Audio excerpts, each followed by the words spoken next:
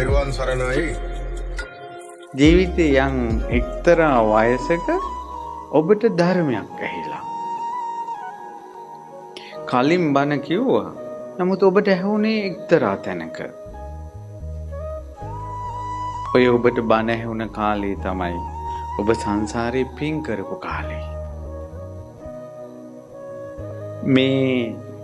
අනේ මේ ධර්මයේ කලින් මට ඇහුණා නම් කියලා ශෝක කරන්න එපා. වාරිපොළ ශ්‍රී සුද්ධාරාම විහාරස්ථානයේ අභිනව ධර්මශාලාව තුළ මෙම වෙසක් මාසයේ පවත්වන පළවෙනි ධර්ම දේශනාව අපේ වැලිමඩ ශ්‍රද්ධාශීල ස්වාමින් වහන්සේ විසින් පවත්වනවා මේ මාසේ 8 වෙනිදා රාත්‍රී 7.